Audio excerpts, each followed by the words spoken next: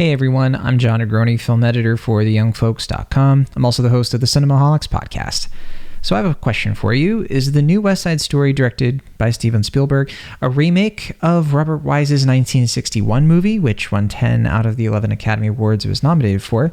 Or is it simply the second feature-length adaptation of the 1957 Broadway musical, with Arthur Lawrence writing, Leonard Bernstein's music, and Stephen Sondheim, the recently late Stephen Sondheim's lyrics? Maybe we can say it's a mix of the two, yet I would also say it's something else entirely, and mostly for the better. So going into this movie, I had no idea what kind of remake or readaptation this was going to be. Very few Best Picture winners tend to get remade, because when they do, you get things like Ben-Hur, where the results, they tend to be undercut by everybody's expectations. It's, oh, this film won Best Picture, how could it be better? So I avoided the trailer and I avoided the marketing, but I did pick up on some of the casting and the early buzz around the film, and so I was able to see that, okay, they got some key performances here. They updated the casting. It looks like they're really trying to modernize this movie in ways that's always been badly needed. I am a fan of the 1961 musical, but for sure there are some things that could be changed. But while watching the film, I was actually quite taken aback by how much they didn't change in terms especially of the story and the music. And I think it all makes sense in retrospect, because this is one of the most beloved American musicals of all time. I think less so for the story, to be totally honest, and far more in favor of the show-stopping numbers. I mean, the music of West Side Story is easily one of the most appealing things about it. And I think if you look at those musical numbers, they're so integrated into the plot, you can't really change the story in West Side Story without changing the music. So you kind of have to keep it the same, even though there are some updates that in some areas that it probably could have used. So that said, I think the setup for this film, it's essentially the same, although with some extra layers of dramatic tension and societal context that have been added.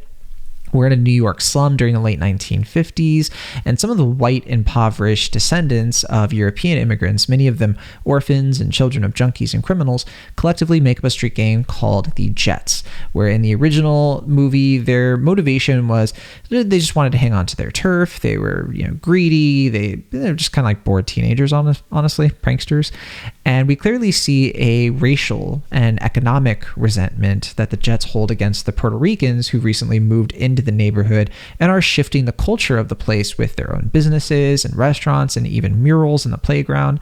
So the opening scene, while it's still flamboyant and cheeky, it still has that musically brilliant opening orchestra with its low-tune jazz. It trades, though, the silliness of that original scene for a little bit more urgency and some edge. There's this intriguing tone of impending doom and tragedy, which is a really good way to start this movie, where the Jets gradually march into the Puerto Rican barrio. They begin vandalizing everything in sight. So without much exposition, just really visual demonstration, we get a good bit of exposition later from Corey Stoll's Lieutenant Shrink, so don't worry about that. But just through visual demonstration, we understand right away why there would be a high-stakes gang war between the Jets and the Sharks, which are less, I think, an equivalent gang of miscreants, and more so the Sharks here are just kind of like a local brotherhood, kind of like a local militia Boricuas trying to stand up to the Jets because the police historically look the other way. It makes a lot of sense when you actually look at the history of that and why they would feel the need to kind of band together to try to keep the Jets at bay. So right away, we see Spielberg and the script by Tony Kushner establishing what kind of movie this is going to be. It's like a new draft of an already solid novel, honestly, where you're really just filling in the blanks and you're adding more dimensions to the characters and what really drives them.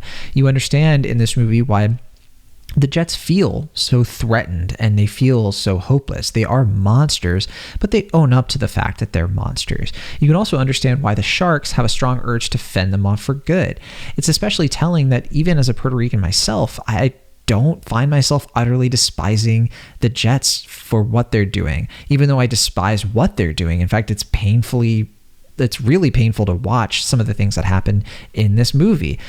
But that said, I almost sort of pity them. I pity their plight. I have sympathy for this group of people, even though I firmly am in the other camp, go Sharks, right? And a lot of that has to do with one of the film's two best performances, with Mike Faist as Riff. Mike Faist, of course, he was in the musical Dear Evan Hansen, not the movie. He played Connor, and I think he was even nominated for a Tony, and you can see why when you watch this movie. He plays the leader of the Jets, and he's really our main point of view character for that side of this conflict. He's really one of the beating hearts of many in this movie. For the Sharks, we have David Alvarez playing Bernardo, who is also exhilarating to watch in no small way because he's one of the many Latina actors filling these roles. So I think he's Cuban-Canadian. So there's no brown face like the original, which is great. There's no dubbing accents or shying away from displaying the colorful and rich Puerto Rican culture of this time period and beyond, and really Caribbean immigrant culture more broadly throughout this entire film.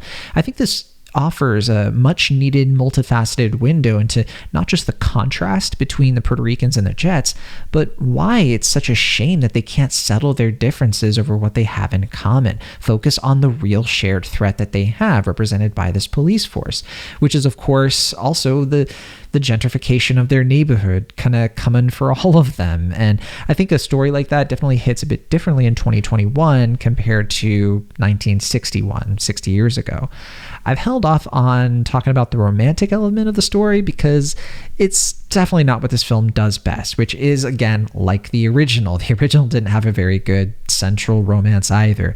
We have our Romeo and Juliet spin, of course, adapting kind of Shakespeare, but putting it into a not modern context anymore, but definitely a different context, seen through the eyes here of Tony, played by Ansel Elgort, and Maria, played by Rachel Zegler, in her first film role. I think she's going to be in the next Disney live-action remake, the Snow White film. I think Zegler is quite good, particularly during I Feel Pretty, which is a very important scene. And I think when she's given a chance to kind of lighten up the mood of the film, she does great, although one of the few updates that completely does not work for me is where they place this exact scene. I think putting I Feel Pretty where they put it absolutely kills the momentum of the plot. In the original, I think it happens like right after the intermission or pretty soon after the intermission. Here, it's tonally out of place, does not work. I understand kind of why they did it, but it just does. I think that they should have changed their minds and done something else. Still, Zegler is so bright and so charming during the number that I think the film does succeed in kind of bringing a smile back to my face kind of when I needed it as a member of the audience. Now, Elgort, I think he's aggressively fine in this. The problem is he needs to be more than fine. He's surrounded by a cast of people who routinely outshine and outclass him, even more so than I think Richard Beymer in the original, who I think at least, even though he wasn't the best thing about that movie, he had an electric, sort of dreamy, even giddy quality to his performance that really matched the film.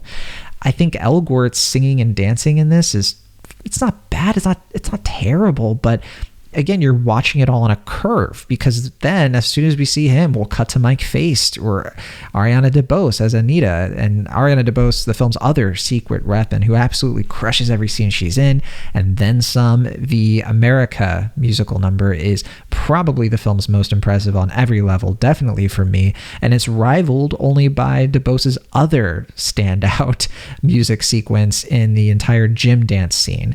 So I gotta say, this is a musical with a $100 million budget, and for once I can actually see why. I wasn't sure. I was like, wow, $100 million for a musical. What did they do? And then you see this movie and it clicks into place for sure. The writing for Tony in this movie, I do think is better than the original. We have more of an arc. There's more of a purpose to his character. There's a reason for why he wants to break away from the Jets beyond he just wants to get a job. I mean, the original just, again, doesn't have a lot of dimensions to the characters, and almost purposely so. It's kind of in a weird dream state most of the time. And there's a reason why Tony's in a place where he assumes love will fix all of his problems, even though in this movie it really only causes them.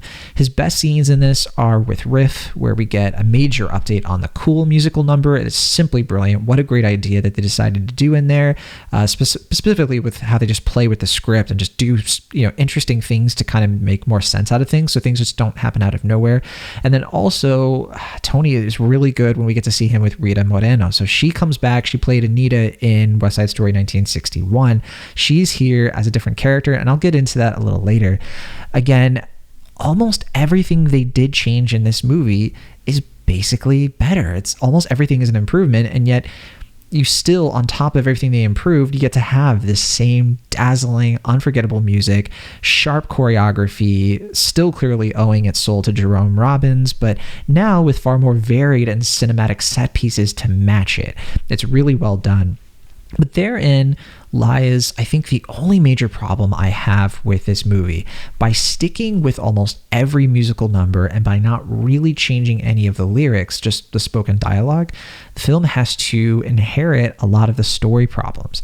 I won't give it away, but if you've seen the original, the third act does go in some directions that are really challenging to believe. The immersion goes out the window in terms of who forgives who and what people do, how they would realistically behave and react after certain tragic events transpire. It kind of works for Romeo and Juliet because they're teenagers, right? The film does still end on a kind of fitting note. It circles back to its original message in the right ways, and I do applaud this movie and Spielberg for not straying away from that element of the ending just to placate modern audiences, especially since we know Spielberg does have a traditional sentimental approach he typically brings to endings.